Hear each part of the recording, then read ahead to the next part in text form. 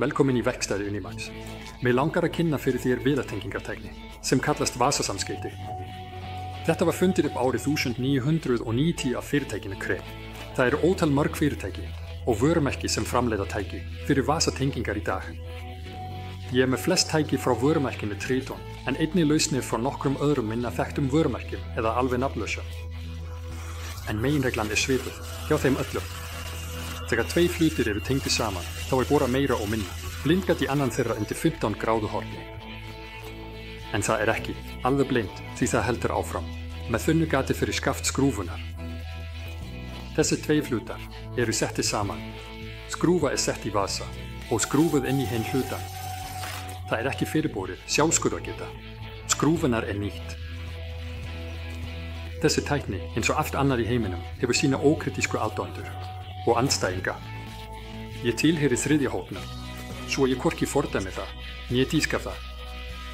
Ég held einfaldlega að það sé viðeigandi að nota það á sumum stöðum og ég nýti það með kostum, en annars staðar er það ekki viðeigandi. Þannig að ég tek bara það besta úr þessu, sem er hraði, framkvæmdar tengingarinnar, styrkur hennar og á vissan hátt. Einnig andliða notkun. Ókostur þess, sérstaklega frá sjónarhóli gagnrýnenda, er að þú setur einhvers konar stálfestingarefni í viðarbygginguna, eða að tengingin er oft sýnileg, eða að minnsta kosti eru ákveðin merki eftir hana.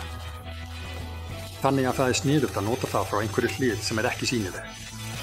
Það er oft notað til dæmis til að tengja saman einhverju ramma. Það er hratt, hreint, skilvirkt. Þegar það er aftan frá framhliðinni sérðu ekkert.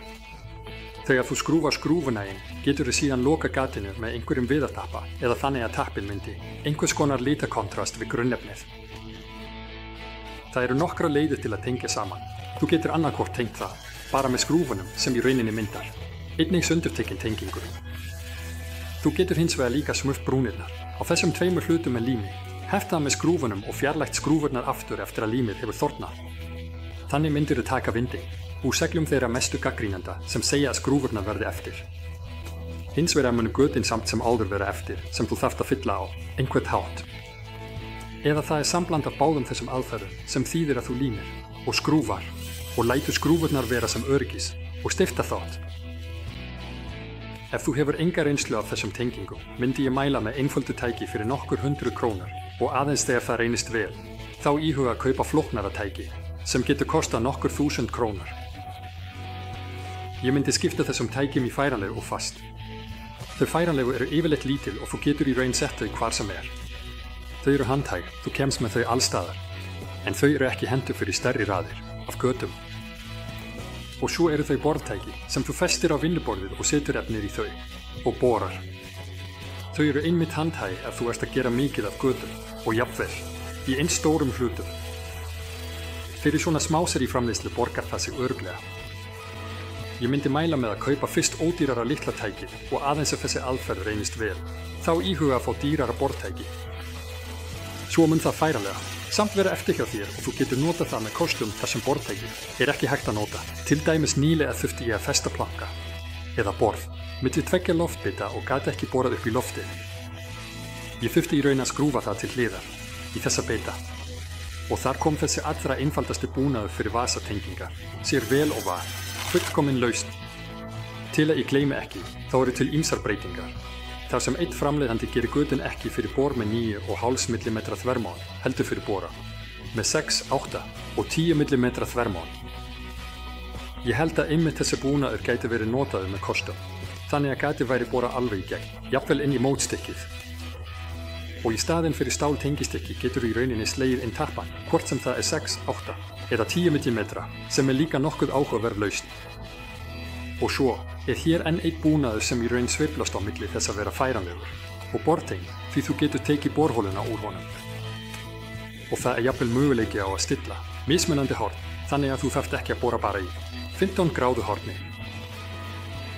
Hluti af öllum búnaði fyrir vasatengingar frá merkinu Triton er einnig svona, byrjun að setja fylgihlutum þar sem þú finnur sérstakann bor með 9,5 mm þvermál með mjórri oddi, með kraga sem þjónar sem dýptastöðunar, síðan sérstakann, langan beit, sett af skrúfum og einnig viðartappa. Skrúfurnar líta út fyrir að vera svolítið sérstakar við fyrstu sýn, en þær eru í rauninni frekar venjulegar.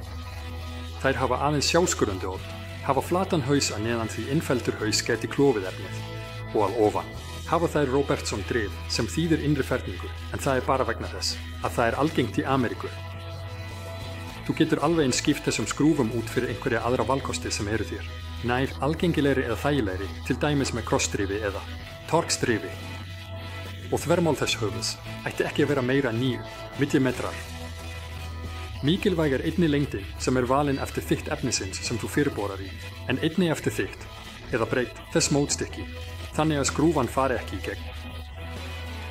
Ef þú ætlar að búa til fleiri göt, einhverja stærri seríu, þá borgar sig að hafa 2 rafmagnsskrúfvélar, eina með hærri snúningum fyrir borun og aðra með lægri snúningum fyrir skrúfun. Tenglar á allar vörur sem komu fram í myndbandinu má finna í lýsingunni fyrir neðan myndbandið.